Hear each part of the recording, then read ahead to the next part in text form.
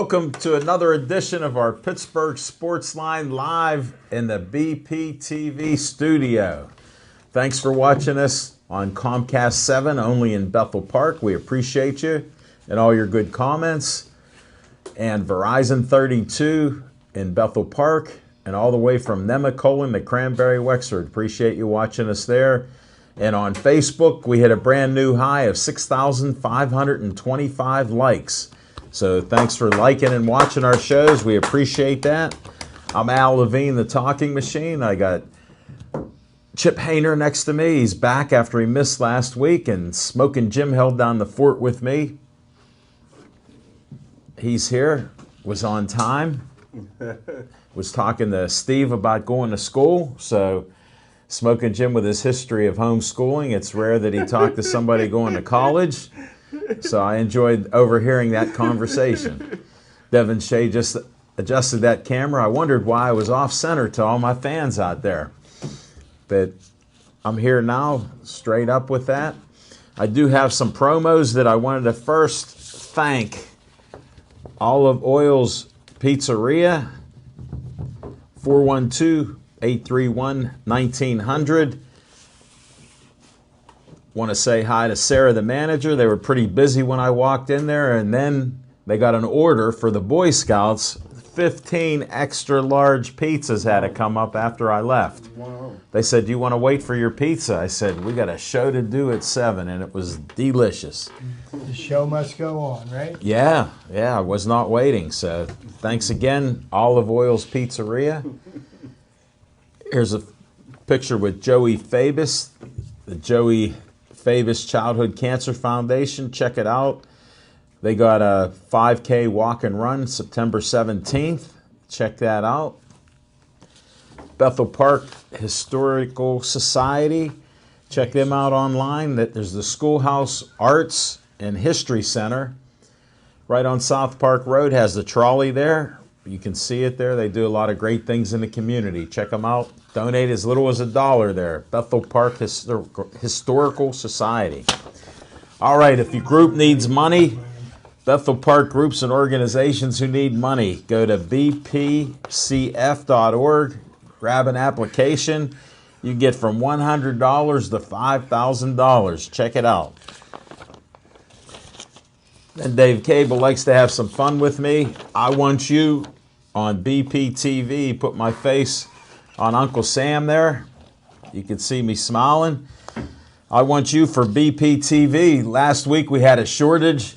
Steve, the intern, couldn't make it. He had his first week of school. Devin Shea couldn't make it. Was tied up on his job as they relocated. And Ethan come in, got to press the button. So we recorded last week's show with Smoking Jim and I. No special effects. Tonight, Devin Shea's in there, and Steve is back for more business here. So they'll have special effects for us and commercials. And we're going to start our show with What's on Your Mind. So, Smoking Jim Frazier. What's on your mind? Thanks, Al Levine, the talking machine. And if you want the green, I found it. you got to see Levine. And you're wearing a nice green Pittsburgh Sportsline polo. Yeah, I love it. And he made that catch just like that new tight end for the Steelers is. And Yeah, but he drops them every so often there. took the words right out of my mouth. I tell you what, I want to open up with Vance McDonald. Very excited about that particular trade. Only a fourth round a trade for a guy of his caliber. He's former second round pick, 6'4", 265 pounds with 4.6 speed, 31 reps at 225, coming out of Rice University. I tell you what, this is going to be a guy, kind of reminds me of Mark Bavaro, New York Giant tight end. He's not as mean as Mark, but he's more athletic and more enthusiastic. Yeah, enthusiastic guy. He's going to be a guy that the fans love. When he scores a touchdown, I tell you what, man, he takes the air out of that ball with his spikes. The only problem is, the iffy problem is, he's coming off a shoulder surgery. So, well, doesn't he drop the ball a lot? he got good hands. I heard some records that he drops a lot of passes. You must have heard that from Jesse James. No, Jesse James was surprised by the trade. Yeah, he goes back to the bench. I mean, this guy's not going to get tackled by cornerbacks. So if he's healthy, he's strong, he can block, good all-around tight end. He averaged 16 yards of reception last year. He runs away from people, too. I mean, he's had some catches for touchdowns for over 75. How did we get him for a fourth-round pick? That's what I'm saying. It has to be. There's something. I'm shocked. San Francisco's pretty much giving him away, but then again, he missed a lot of last year with surgery. But they just signed him, and he's going to get $19 million over the next 3 years. Maybe it was just a salary dump to get them into a better cap position. That makes sense. That sounds a lot better than injuries. I tell you what. Well, he's injured. So what's on my mind is what is it? First of all, a little bit upset with the newspapers here, and you turn on Monday's paper and all you see is Pine Ridgeland on the front page of Mondays. I mean, they played Saturday. It's not Monday. They're covering the game on Monday. It's a two-page spread on Pine Ridgeland. So because of that. And the bias, media coverage of Pine Ridgeland, plus Artie Burns, his brother, who's the fastest in the country in track and the hurdles. He goes right to Pine Ridgeland and plays football and track. As a senior, I think he transferred for obviously athletic intent. What do you mean? I think it was academic. so how can a guy of your stature talk like that? So because of that, there will be no Pine Ridgeland Pittsburgh Sportsline Player or Team of the Week. A good Pittsburgh Sportsline karma goes out to Dennis Briggs. Pitt announced he's one of the team captains this year, so congratulations to a guest of the show, Dennis Briggs, who also got married this summer. I know, I saw that. I remember when he first come on the show with his woman. Yeah. And, so the Pittsburgh Sportsline Player of the Week goes to wide receiver, defensive back, black kid actually being recruited by Ivy League schools, 4.0 student. The boyfriend of Darrell Porter's daughter, and I'm confused. Yeah, his name is Farley. Farley did a great job in Amani's 52-14 victory. He just has one name? Yes, Sam Farley. He's Thanks, 9 catches, 206 yards, and a pair of TDs. And the Pittsburgh Sportsline Team of the Week goes to none other than Erie Prep, 40-7 victory over Central Catholic. So, again, Erie Prep and Pittsburgh Sportsline Team of the Week got to go to Steubenville, 40-7. Where are they located at? Steubenville, Ohio, 40-7 victory over Upper St. Clair. This is Western Pennsylvania, And the buddy. only I got to throw Western the flag on Pennsylvania this. team to win over the weekend was Pine Ridgeland. Who? That's why they put them on the front of the Best Sports page. Not on Monday. Should have been Sunday. And The Phil game was Saturday. Jurgovic, he's I love him. he's already signed with Notre Dame. Is that correct? Yeah. Not officially, because you can't do it until February. Rich but Kelly again, it's doesn't verbal. deserve him. Is that the one? Is that the coach named Rich Kelly? Well, you know that last Notre Dame's quarterback is a rookie starting quarterback for Cleveland, Kaiser. So maybe He will be the 27th starting quarterback for the Cleveland Browns since 1999. I like their new uniforms. Yeah. Hey, Smoking Jim, on a little side note, I ran into a woman named Stephanie Ferguson. How's she doing? She's doing fine. Okay. She said she's watched our show. Okay. And then, Chip, she said, my husband played football with Smoking Jim Frazier. I said, when was that? She goes, I don't want to talk about it, but you guys have a nice bunch of guests that you have. Ferguson, yeah, from Riverview. Ferg. He was good. Yeah. He was good wide receiver. They called him defensive back. Ferg or Fergie. He's in the hospital business now. Yeah, I knew you'd know it, He's so much Ferguson, older than white you. guy. They White guy, what? yeah. Hey, he's much older than White you. guy right? with a black man. Well, that's why when I run into people, Stephanie said, "Yeah, you could mention my name to him." And great athlete, great all-around athlete. That's back when Riverview really produced some really good ball. But he played football with you. He played. Well, unfortunately, we played the same position, so it didn't work out real well for him. But he still was a great athlete. Yeah, but he played at Cal U with you. Yeah, if he'd have went there at a different time, he'd have put up some big numbers. But unfortunately, you kept him out. Unfortunately, he came. Well, they're fans of our show. Yeah, that's good. They've watched our show. And great player. They catch a repeat here or there. And good-looking guy too. I didn't see him. I'm sure his wife is beautiful. I just met her, Stephanie. Yeah. He got a really good job in the hospital. Okay, well, I'm glad you acknowledged that the guy played. What year was that? Yeah, Ferguson, man. He was really good. Riverview was real good, too. Yeah, good year? Yeah. We should have brought in more Riverview recruits. 19. Those guys were really good. Thanks, Smoking Jim. Thanks for watching. I appreciate that. I did thank her in advance. Ferg is my man. He could catch anything. Because she goes, "Aren't you on TV?" And I said, "Yes." She goes, "We watch your show." He can catch anything in the zip code, brother. Nice. Yeah, fast, too. And there you have a little fiction, and not fiction, in fact, but what's on your mind, Smoking Jim Frazier with a little extra. Now we got Chip Hayner. What's on your mind, Chip?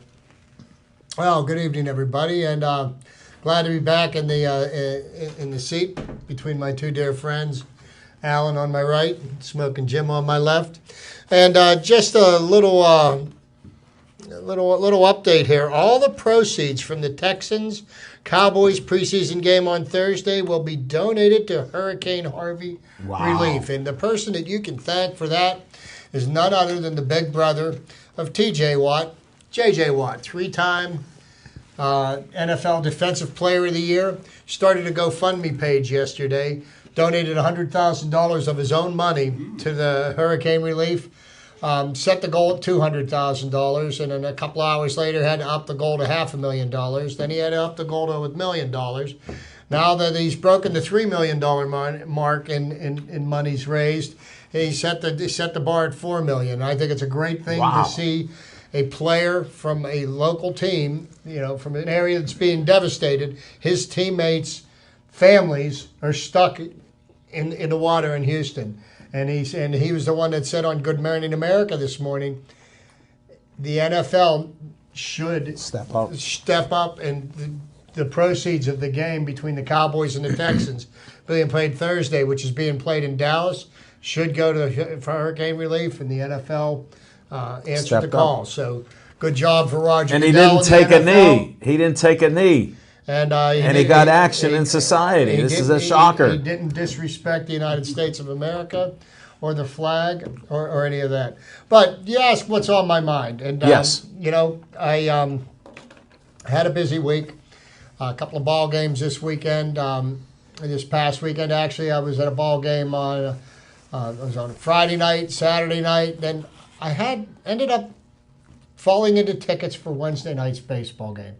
And one of the reasons why I love that game so much, in a season that there's really very few positives to look at with the Pirates, it's been a relatively negative year.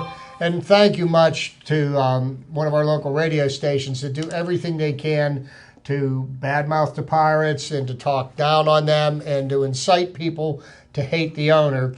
I went to the ballpark last Wednesday night. Watch a ball game. And one of the things that I always say to my wife when we go to weeknight ball games, hey, once it gets to be 9 o'clock, if it, I may not have a problem leaving early, because I have to get up at 4 in the morning.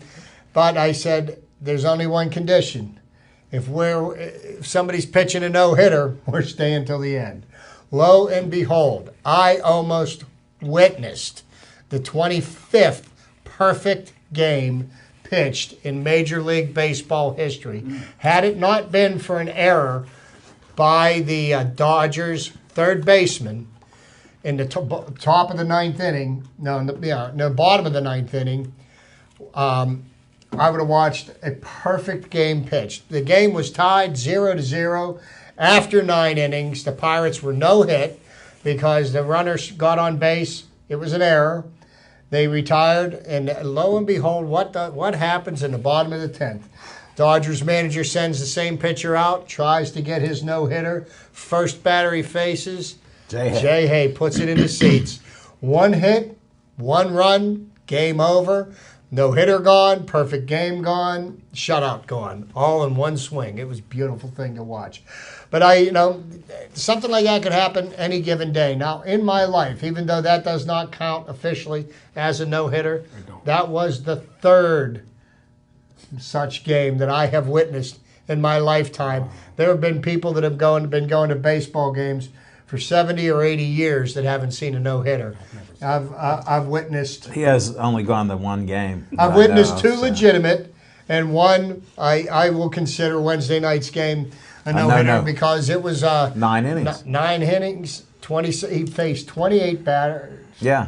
And got out 27 of them. I kept telling my wife, because I was trying to jinx him after the 3rd inning, I was like, that's 9 up and 9 down. He's pitching a perfect game. Yeah. And I made sure I raised my voice so it could carry out onto the field because I wanted to do everything I could to jinx him.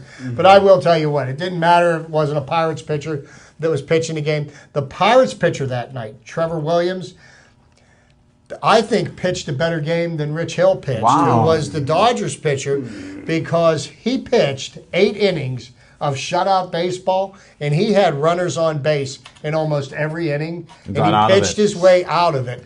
And I think that was a much more masterful job of pitching. But for a first-year pitcher, he's doing nice. Dodgers pitcher, he was dealing that night. Every batter that he faced, he started out with an 0-2 count. And it was pretty amazing. But, hey, I love the Pirates. I love baseball. Last Wednesday night was a perfect example of why I love that game. But that's what's on my mind. Thanks for sharing that, Can I say one thing real quick before we go to you, elevating the talk? Yeah, go ahead. When you talked about Houston, a lot of people know, and you guys know, that over the years I got a lot of local kids here, scholarships at Prairie View A&M, thanks to former Shinley League great Miles Brandon, who used to be the head coach at Lane College, where Fred Lane was a running back, the one that got killed by his mistress or whatever, former Carolina running back. So before Miles got fired from Lane College in about 2 years as a head coach, he got hired by Prairie View A&M as a defensive coordinator. So, but he had made a post, if anybody had a boat that can come rescue him and his family. Wow. So prayers go out to Miles Brandon, excellent football coach, defensive coordinator, not much of a head coach. But Did he get a boat? But he did a great job of getting guys scholarships out of here to Houston, and it was a growing city, definitely. So Houston will bounce back, and my hearts and our prayers go out to the people that live in Houston and all of southern Texas and eastern and western Louisiana. It's just unbelievable. Has it slowed down some? Well, they said that the way the storm is tracking now, that's by tomorrow, the rain's going to stop, and it's going to stop from west to east. So, because the way the storm's tracking, still, I mean, they've gotten over 4 feet of rain. You realize that like an inch of rain is usually the equivalent of like 12 inches of snow. Wow. Can you imagine? I mean, my brother's in Dallas. He's nice and dry. It's up a little higher. Yeah, he's up. Yeah, but really, really unfortunate series of events, and what a mess. What a mess. Yeah, our prayers go out to him, no doubt about it. Hey, I'm going through Facebook like I do. I'm always posting some things. Did my loose leaf green tea weather report, and I come across something about the Browns, and everybody's always putting something on the Browns. Last week, some of their players had knelt down.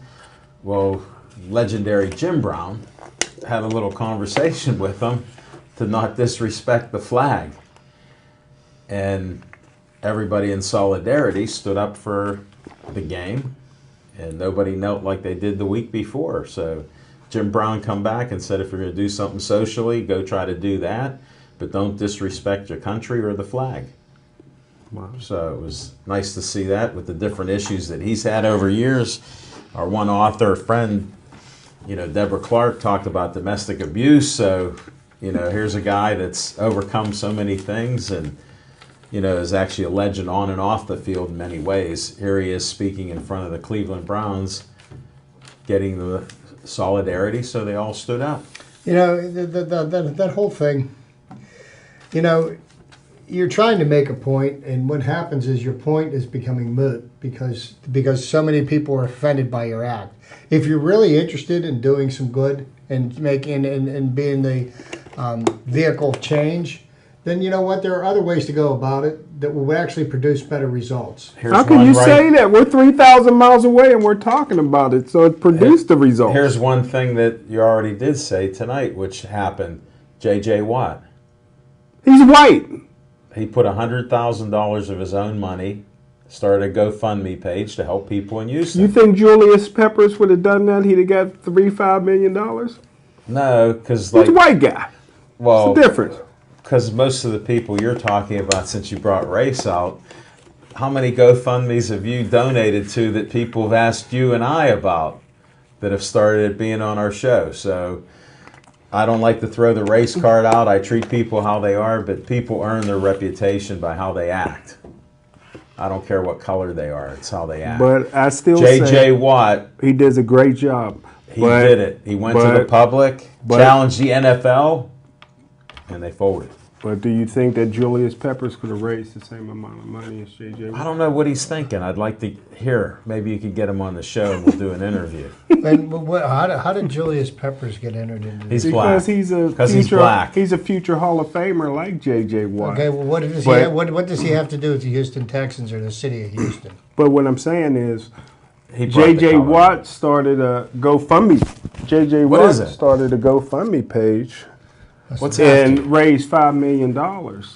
I'm not so sure that $3 million. I'm not so sure a black player could have raised that much money with a GoFundMe page. I think you're prejudiced. I'm just saying. I'm not prejudiced. Well, I'm just saying. J.J. Watt lends his name. You look at some of the most successful golf.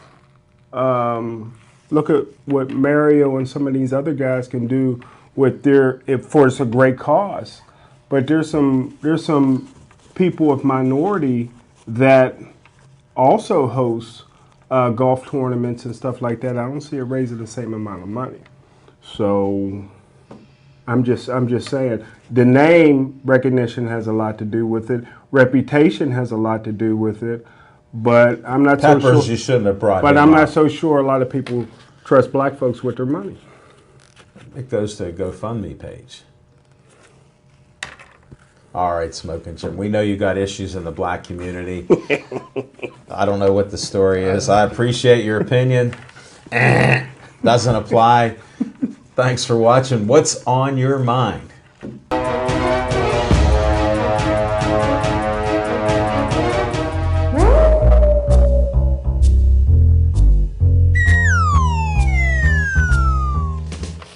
All right. Thanks, everybody. Thanks, Al Levine, the Talking Machine, and Chip Hayner. And this is Fiction and Fact from Smoking Jim's Almanac. And again, I'd like to say that everybody's entitled to their First Amendment, right?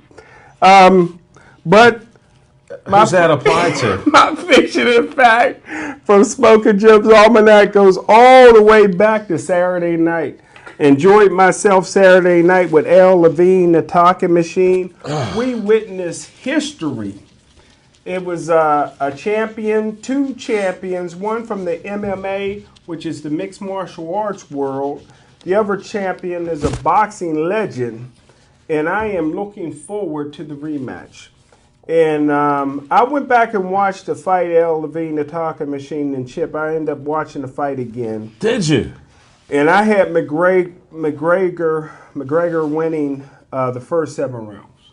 I had the 8th round a draw, and he lost the 9th and 10th round. So I had a 7-2-1, at the 10th round when it was stopped. McGregor, in my opinion, and this is history, fellas, McGregor looked like a seasoned pro-level boxing champion. He had fast hands. You have to admit, and I hope you get a chance to watch it on Saturday, Chip, if you get a chance, but he threw some unique combinations that I personally never seen before. When you talk about uppercuts in the history of boxing, Mike Tyson threw one of the best uppercuts I've ever seen.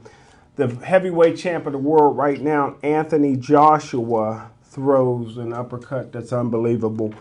Wilfredo Gomez was great with the uppercut. How about Sandy Sattler? But Jersey Joe Walcott and Conor McGregor probably threw the best uppercuts ever seen in my life. He hit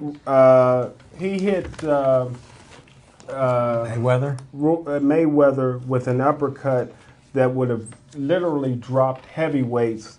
And just finally, I want to say about Mayweather is that just like Cassius Clay, who most people thought couldn't take a punch, wasn't until he turned into Muhammad Ali and slowed down that everybody seen that he could really take a punch. Well, pretty boy Floyd Mayweather and Money Mayweather really never got hit. Matter of fact, McGregor hit him more than any other fighter in the history of his 21-year boxing career.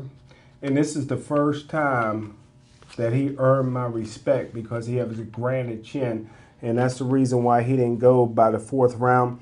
I didn't anticipate McGregor running out of gas in the 10th round because he trained through his sparring partners for a 12-round fight. So I'm looking forward to the rematch. Hope to see it again. Hope to see McGregor again. Outstanding fighter. Him and Floyd, let's do it again. And that's your fiction and fact from Smoking Jim's Almanac.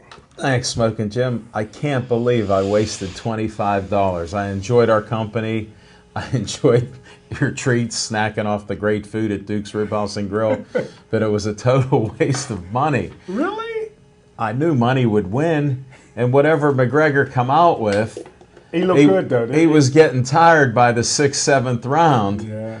He was starting to stagger around, and another thing that was unusual that you failed to mention is the aggressiveness of Money Mayweather, who was constantly taking his fight to McGregor. He pressed him the whole fight, even though I give the first 3 rounds at least to McGregor. After that, they started getting a little sketchy there with how many punches, and then the power of his punches was lacking. It was lacking. And when you're a boxer, you train to box. So he learned something. That's all I could say. Should there be a rematch? No, sir. Really? No, sir. Okay. I'd like to see it. No, sir. Depends on how much more money the IRS needs. He's paying him in full now. Well, he just donated some money to hurricane victims, Harvey. So. Oh, did he? Good. I was worried about the $30 million he owed the IRS. About $100 million. I thought it was 30. No, and then he owed them another 100 plus from this fight. So, yeah, about 200 million he had to cough up. Well, that's good. He So can maybe pay it's for a it. tax write-off to donate some of that to the hurricane victims. It would, but you can only write off so much. Okay. Now that we covered the race card, the tax card, Smoking Jim, we'll talk to you later. But it was nice watching the fight with you. I enjoyed the company. Definitely. Amazing.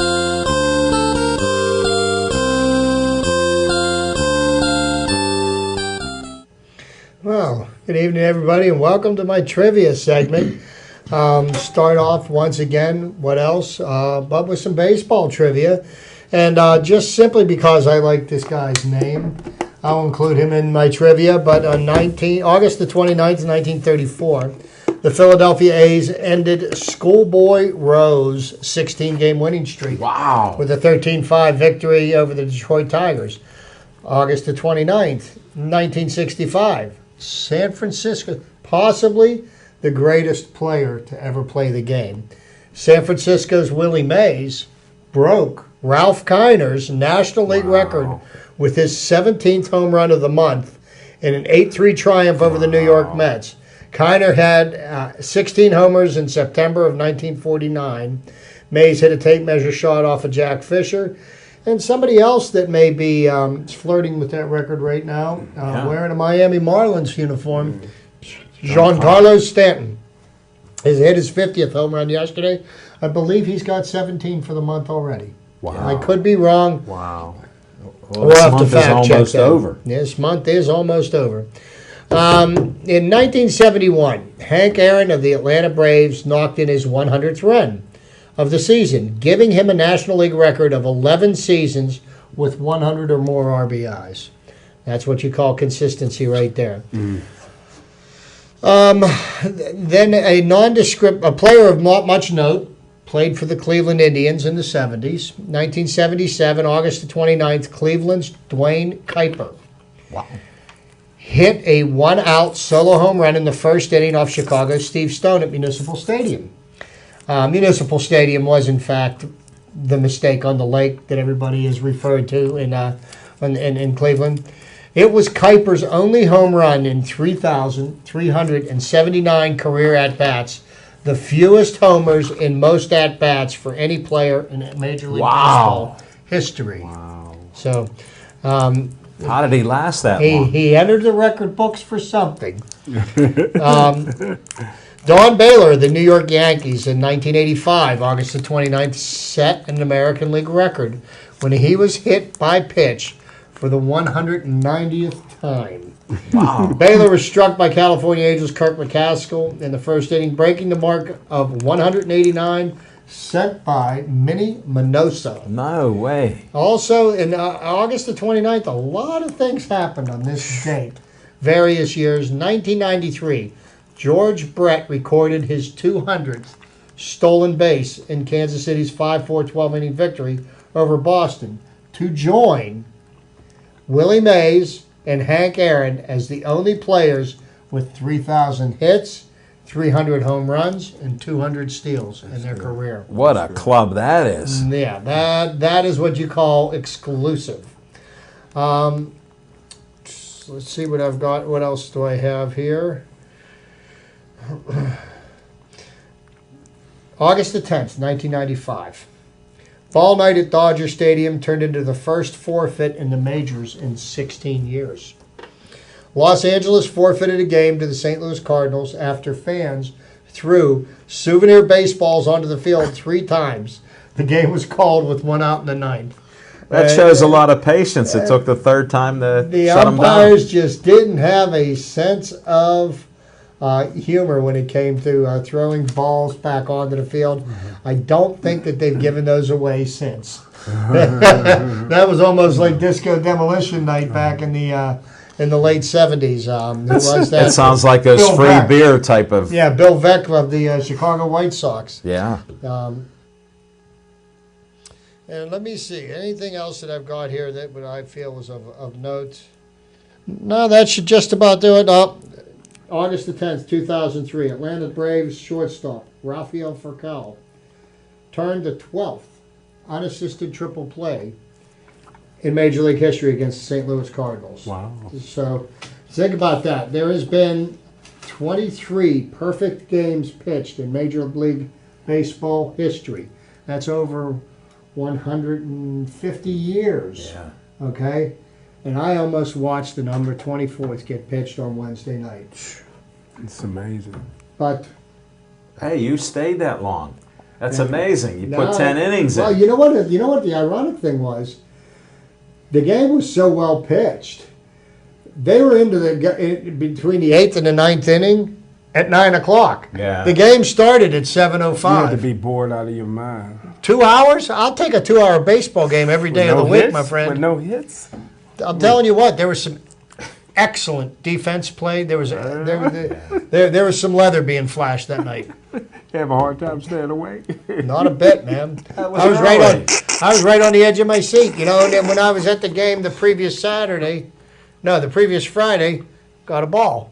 Did you? Yeah, I seen that on Facebook. I saw that on Facebook. Oh, That's right, we got a ball. Gave that to my lovely wife. she run over a kid to catch it? No, actually, I reached out with my left hand and snagged it just when it was about 2 inches away from my wife's head. Wow. So, yeah, that paid dividends. Wow. Thank you very much, Chip. Did you keep the stub at the game? Yes, I do. I have all 4 ticket stubs from that game. Yeah, I had 4 seats. Wow. See? We're getting too deep on this. Thanks for the trivia, Chip. Appreciate that.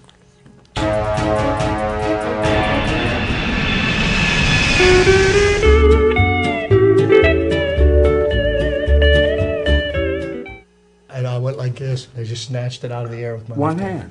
They're still discussing the catch for One the hand. baseball. On location, September 11th, we'll be back at Olive Oil's Pizzeria and More in Brookline. We're lining up some guests for the show. We'll be there 7:30 to 8:30. Come out there for your $5 pizzas and whatever food they have. It's a great food at Olive Oil's Pizzeria, as all of you know, in Hillcrest Shopping Center, Washington, Canonsburg, and now Brookline Boulevard, 930 Brookline Boulevard. Come on out to see us. We'll be there Monday, September 11th, so check that out. That's all I have for you on location. I got a guest lined up already for that. You want to tell me? I'll tell you off here. Okay, so we're moving on here.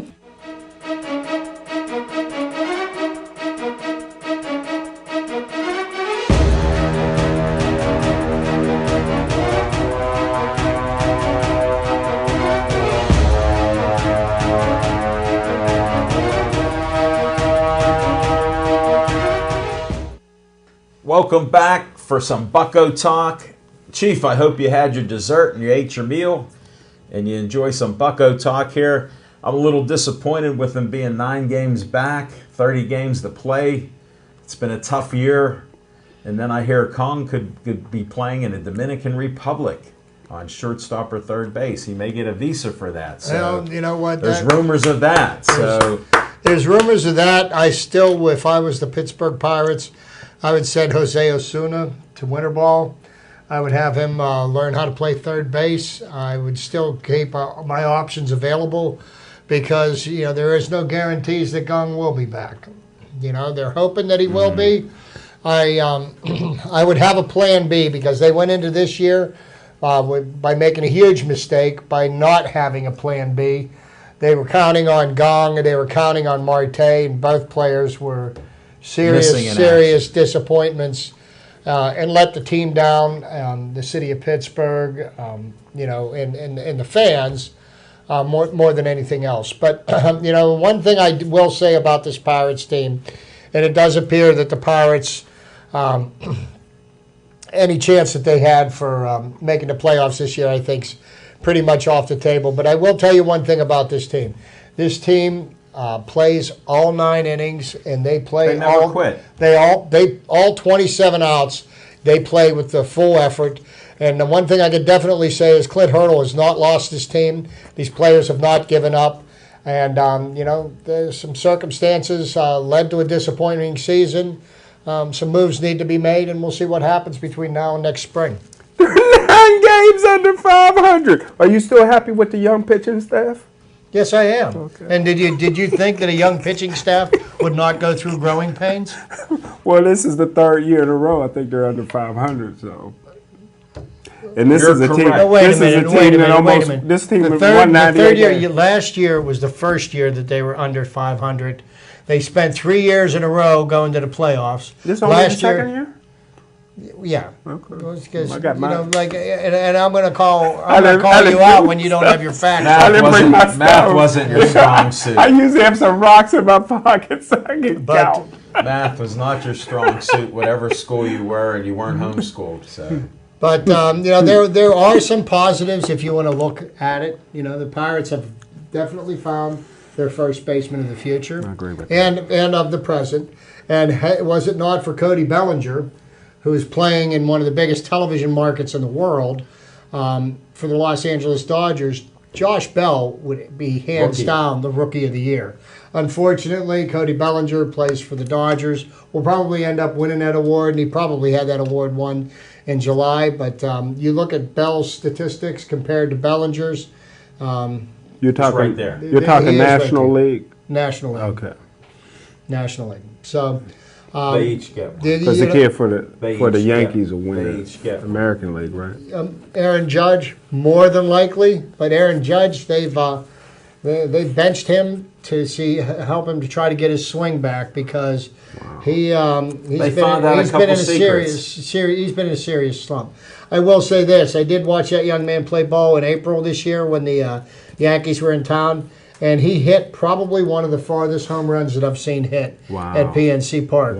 The batter's eye, which is out in center field behind the wall. It's that big green thing, okay? Well, he hit a ball that landed on top of that. Wow. You know, that was...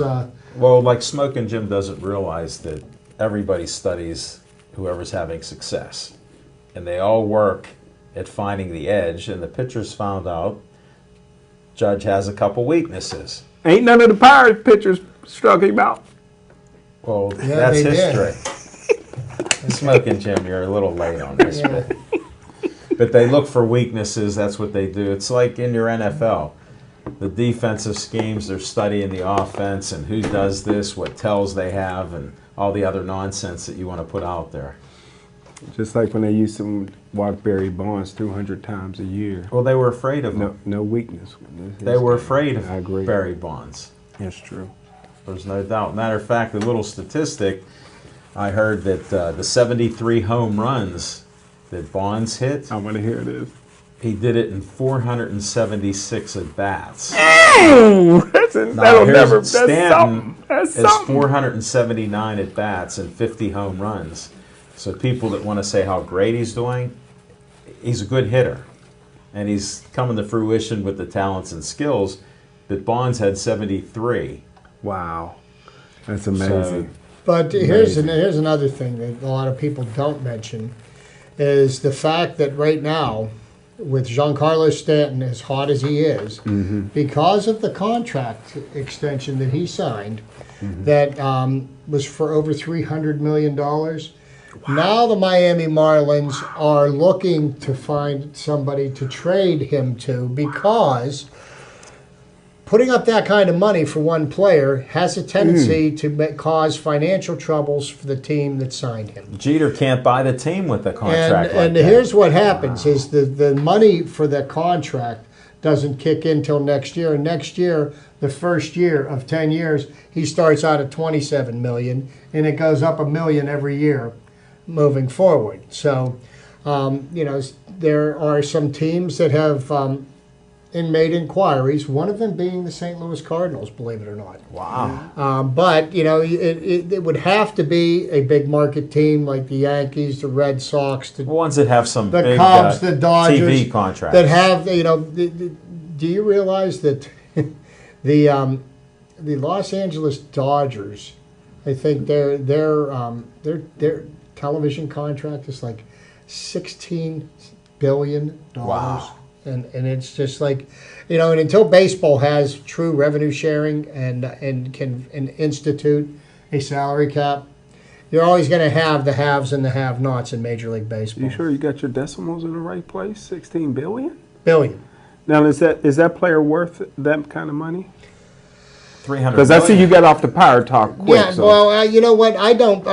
My humble opinion, I don't believe any player's worth that kind of money. Okay. But you know what? If people are willing to pay him, and people are willing to pay to go to the game and buy all the merchandise that makes that to happen, then I guess so. But my humble opinion, I don't believe that anybody's worth that money. Can I ask you a question? Because neither of you guys are homeboys, and neither am I.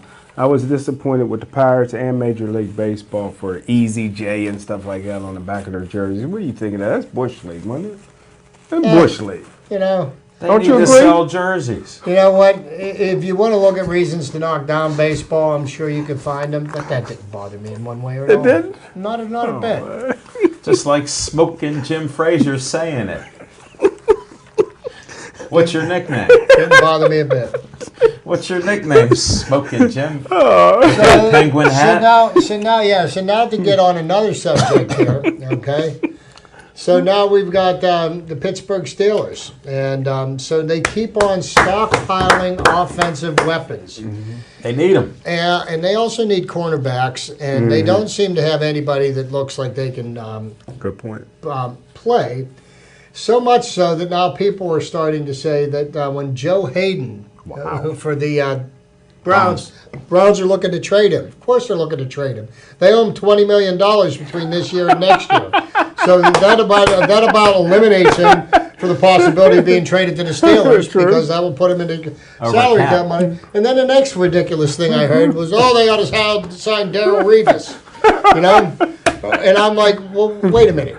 There's 31 other teams in the NFL, and nobody signed him. Nobody's made an attempt to sign him. And the New York Jets, as bad as they are willing to pay him $6 million not to play for them this year. Is that right? Wow. Do you think they know something that the rest of us don't? To look at those two as a possible solution to our problem. But, if we don't do something about the secondary, we're not even going to have to worry about playing the Patriots in Foxborough in January because we're not going to make it there. Well, sometimes the best defense is a great offense. And if something ever happens to Ben, I tell you what, Landry Jones throws the prettiest interceptions I've ever seen in my life. It's July, and it's August. He got gloves on both hands. Yeah. And he threw the tightest spiral for an interception in the end zone. I mean, Even we just have no Neil backup O'Donnell's? quarterback. Neil was my man. That was my man.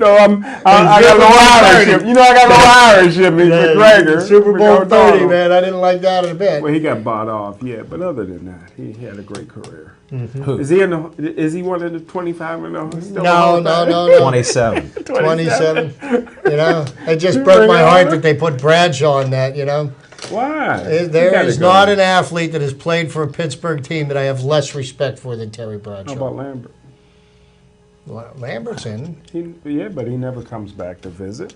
He does, and you know what he did? He came and paid his respect to the Rooney family. Yeah. He paid his respects to Chuck Noll's widow. That's true. I mean, I see what you mean. That right there. Smoking Jim stands corrected.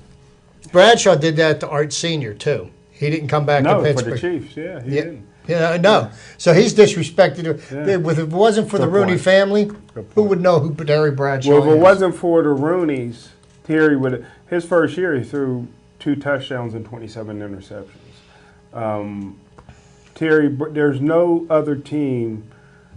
He owed the Rooneys and Chuck Noll a lot because they were so patient with him. He wasn't the quarterback that Terry Hamready was early in his career. Let me tell you something. They kept on with him. And I remember because I grew up as a young man when the Steelers went from being nobodies to being somebodies. That's what. And I'm going to tell you something. That Steelers team of the '70s, Terry Hanratty could have won 4 Super Bowls. Come on now. With that team behind him. Come on, don't I'm going to tell you something. That's not. Maybe Super Bowl 14 when Bradshaw lit up the Rams. Maybe. But I'm telling you what, that defense is what won them all the championships. He could have won at least 2, maybe 3 like that. 2 maybe the first 2. Second 2 was all Terry. Terry was greatest quarterback, one of the greatest quarterbacks of all time those last 2 years. But I just, when they loosened the rules, disrespecting Pittsburgh icons just doesn't sit well with me and never will. I can't argue there. What about Bill? Even though I had lunch with Bradshaw. Yeah, here's the next What thing. about Bill Nunn? This was brought up by your friend Paul Zeiss, but Hey, my friend. missing on the list was Bill Nunn on the Steelers Hall of Fame, and I think that's an injustice. I think he deserves to be there as much as any of the players. Well, you can't put him in over Myron Cope. Myron Cope isn't in. Yeah, Whoa. Bill Nunn's not one of them. He can't go in first 25. Next 25. It was 27. He didn't even start getting credit for what he did to his last. He was the architect of the drafts of the '70s. Yeah, but nobody talked about it to his last few years of his life. Really, last 10 years of his life. He did all that. Wasn't he involved with the Pittsburgh Courier? He ran the Pittsburgh Courier, yeah. And the Pittsburgh Courier, which was a national newspaper when Bill Nunn was the head of it, and he came in under his dad. His dad used to run the Courier, and they used to pick the Black College All-American team. And the banquet was here in Pittsburgh, so some of the top black colleges for years would send their All-Americans and have a banquet in Pittsburgh. So Bill Nunn What had, hotel? I think it was the Westin or the Hilton, one of those. But Bill Nunn, so he had inside information on some of the black players. So when Dan Rooney, who gets most of the credit for hiring him, it was a good hire. Brought him in. It was a good hire. Yeah, and he brought in some guys. But here's a side note. The black players hated Bill Nunn because Bill Nunn knew that you could get some of these guys in the 6th, 7th round where they had first round talent. So they didn't have to pay them first round money.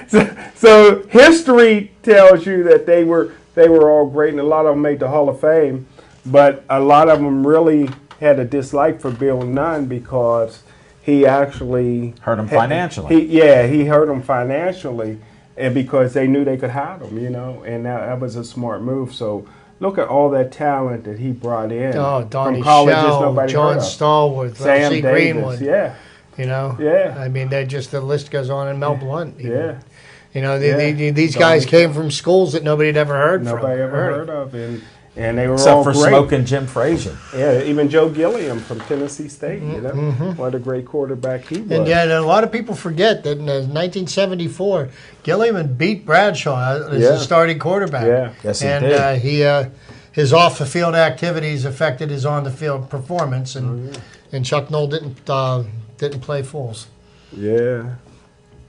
Ladies and gents, players and pimps, they gonna show up, man. The drug boys is gonna show up when you got money. Jefferson Street. Yeah, they named a street after him down there in Tennessee, definitely.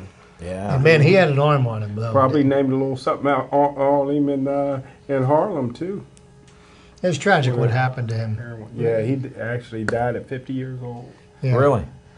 But he played for a semi-pro football team here in Pittsburgh, and I'll wrap this up real quick. I know we got to go. Was it the Colts? We got 2 minutes. It's called the Pittsburgh Wolfpack. Okay. And they actually had so many black college players on their team, and they won a national championship and played at Valley Stadium. And their starting free safety was Virgil, who was in the wrestling with Ted DiBiase. And he used to wear tassels on his side. And you talking about a guy, he was 235 and used to play safety, was hitting people. So it was a great, great team. And then Joe Gilliam went with the Memphis Showboats and was a starter then he got back on drugs. Memphis Showboats, that's where Reggie White started out. Reggie White as well. And that running back from University of Tennessee. And that great running back from Oklahoma that left after Marcus Dupree. Marcus Dupree. Yeah. That's where he broke his leg at there. But ended his career. So thanks for a little more fiction and fact from Smoking Jim's Almanac, going back in history, folks. Usually when I say the M word is Monroeville, but this time it was Memphis. Well, we've got the final preseason game Thursday night. Ho hum, who's going to watch? Me. You're going to find out who's going to be the Steelers Rookie of the Year this year. Is he going to be playing on the field that night? I want to see our great white tight end, Vince McDonald. Oh, McDonald. Oh, Vance, I thought. Vance. Well, this show's almost over. Hope you enjoyed it with Smoking Jim Frazier, Chip Hayner, and Al Levine, the Talking Machine. We covered a lot of sports and some extracurricular type stuff that Smoking Jim likes to bring to the table, and he's always trying to stir up Chip. I think Chip fended him off pretty well with that long no-hitter that 9 o'clock, you're in the 7th or 8th inning. That's an early night, Smoking Jim. But we're down to the last 10 seconds. I always end the show with stay Joey strong.